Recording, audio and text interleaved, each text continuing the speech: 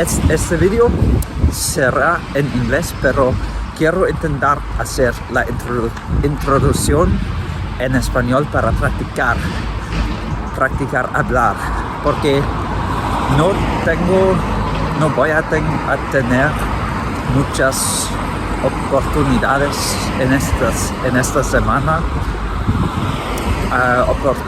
muchas oportunidades de practicar hablar español, porque tengo 3 exámenes de biología. Entonces tengo que trabajar y estudiar mucho en la biblioteca, pero específicamente estudiar biología. Entonces tengo menos tiempo que normal para practicar español. Entonces, bienvenidos a este video. Switch to English. I need to make a follow-up to my video about you, to my video about the word you, because there were quite a few interesting things that I missed. Some things that I forgot to mention that I definitely should have mentioned, and some things that I didn't know yet that I now know, thanks to the comments and a bit of research. So I'd like to talk about those things with regard to each of the languages I mentioned in those videos. And also, thank you very much to the surprisingly many people who commented about other languages. I was really pleasantly surprised. So I had comments about like the Polish language, Icelandic, Czech and Slovak, Japanese, I believe, and several others, all of which were really cool and fascinating to learn about. Thank you so much. So firstly, Welsh. I have now learned that hast, which I mentioned in that video, and I said I wasn't sure if it was an intermediate between he and t, or just a dialect form. It's a dialect form. It's from North Wales specifically, which explains why I used to hear it so much. Most of my primary school and secondary school Welsh teachers were from the Llyn or Ynys Môn, so they were all just using it because it's their dialect, and I have clearly picked it up as well. But in terms of usage, according to the comments and a bit of research that I've done on like Welsh language forums, it's pretty much equivalent to T. Secondly, French. I was really pleasantly surprised to get a comment from a French person saying that my explanation was exactly correct. That was honestly the last thing I expected to be right about in that video, so merci beaucoup.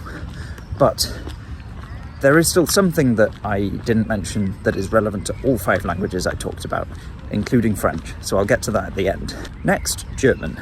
There were a couple of things that I could have mentioned with regard to German, and maybe should have. Perhaps the most obvious is the royal ear. So what I described as the plural informal pronoun ear, it is the plural informal when written with a lowercase I. But it can also be written with an uppercase I, a capital I, and then it becomes, and used to refer to a single person. And then it suddenly becomes this royal you, the most formal and respectful you of all. I first came across this when I was reading Die Nibelungen last year, which is like a really important part of like the German literary canon. It's like a collection of tales about these like kings and queens of tribes of old. I apologize to any Germans if I've described that wrong, but in Die Nibelungen I did notice that ihr is used as a singular pronoun with a capital I to refer to like kings and queens, and I was like, oh, that's interesting. That must be a usage I haven't come across before.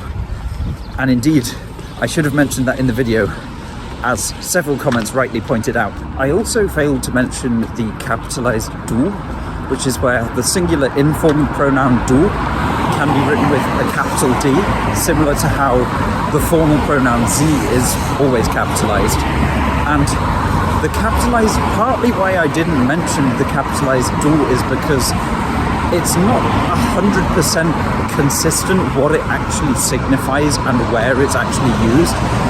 I know some explanations will say, oh, so it's used in like letters and emails, but my understanding, as obviously a non-expert, but my understanding is that It's kind of complicated, it varies, it has varied over time, and there's no official consensus on when or whether you should use the capitalized du and what connotations it actually has.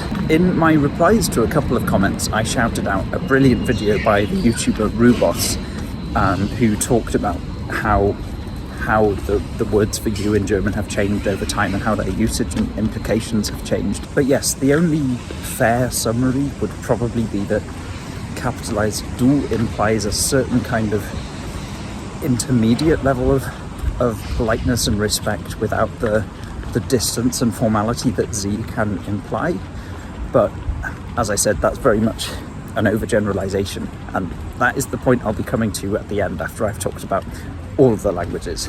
Next, English. Now, I said that English only has one word for you, and I stand by that in terms of modern standard English does only have one word for you, but I probably should have mentioned that many dialects of English have other words for plural you, and that English did have multiple words for you in the past. In fact, one of those points, the point about dialects, like for example, y'all in the US or yous as a plural you in Ireland, and I think also in parts of the UK. Like, I'm fairly sure I've heard Scousers say like, "Why did you hear what Mo Salah said about Annie Slot last night?" You know, that kind of thing.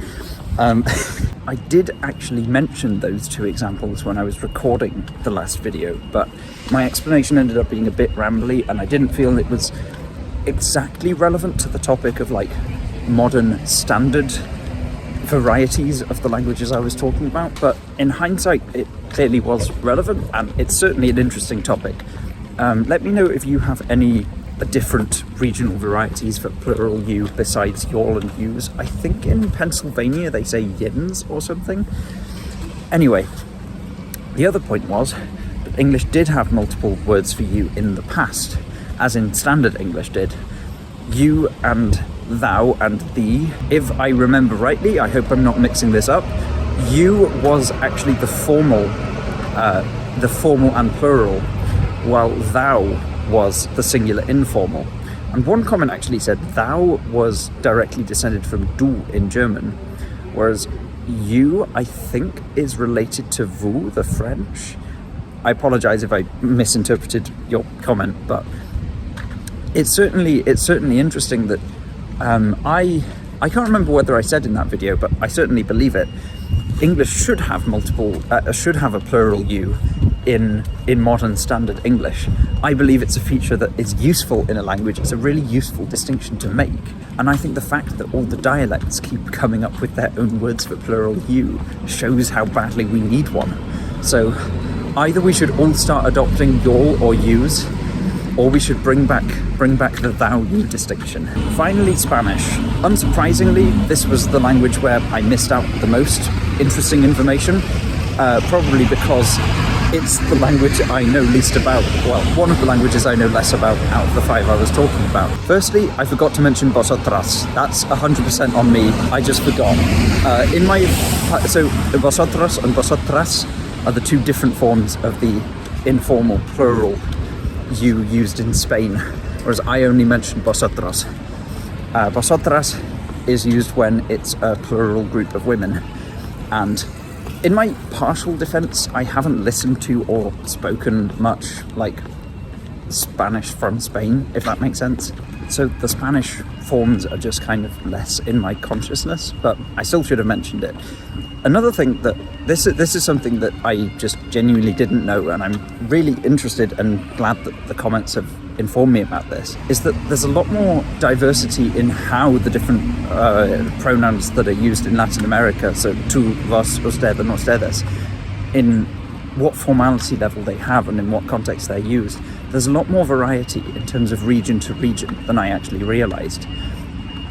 So while it's true that vos in Argentina, at least most of Argentina, is basically equivalent to tú in Spain, in other parts of Latin America, vos is the formal. And according to one comment, even a really unusual counterintuitive combination like usted being the informal and vos being the formal probably is used in like at least one random village somewhere. That's just how much diversity there is in terms of the different formality levels. I'm sure if I try and give any more specific like information than that, I will be digging myself an even bigger hole by getting more things wrong, and I'll have to make a third follow-up video. So that's just the point I wanted to make that I gathered from the comments is it's more diverse than I realized. The point I said I was going to come back to that's relevant to all the languages is I didn't really talk about what it means to be formal or informal in that video. Like, it's all very well classifying pronouns as this is the formal, this is the informal, this is the plural, whatever. But what does formal and informal actually mean? The examples I gave in that video, like I tended to say quite general things like, oh, if you're talking to your boss, but even that is very much an oversimplification, because as one comment helpfully pointed out, in German and French-speaking societies, and I'm sure this is true in other languages as well, like Spanish, you get some workplaces where it's completely normal to use du or tu, the informal pronouns, with your boss. And I actually was in one of these environments last year when I was doing my placement in Germany. I was in a lab, and in the field of research of like scientific labs, it's completely normal to use du with the head of your lab, and it would be weird if anything to use sie because you're on a first name basis with them. So in reality, the question of when you use the informal and formal, now I'm not qualified to speak in any detail on this in French or Spanish, but I would assume a general statement you can make about all of them is it varies between regions, it varies between individual preferences, and it has varied over time. A general trend I've noticed is the formal ones tend to become less used over time. Someone said that vous is quite rarely used as a formal singular pronoun in French anymore, and it's mostly just for plurals, which is really interesting. I didn't know that. So basically, if you want to know when to use like the correct formal and informal pronouns in a language you're learning, the only way to be sure is just to live long enough there to get a feel for it. I feel like generally in Germany, by the end of my placement year, I had a decent feel for when is like most appropriate. But even then, my strategy in Germany is to err on the side of sie if I'm ever unsure about it, and then wait till the other person, you know, if they say kannst mich gerne duzen, or if they just start using du with me, then I know it's okay. However, I fear that might not be the best strategy if I ever move to like a Spanish-speaking country, because apparently some people, especially like younger people or middle-aged people, can be quite offended if you call them usted because they think it implies that you think they're old. So maybe usted as a kind of default option isn't as wise as sie in German. That makes me a little bit nervous, because I also don't want to assume that was or tu is okay and then offend people by not being formal and respectful enough. So let me know if there's a good like default strategy of which pronoun to use in Spanish-speaking countries. I would be very grateful. Anyway, thank you very much for all the comments. They were so informative and educational and inspiring that I have made a follow-up. So I hope you enjoyed this, and thank you for watching.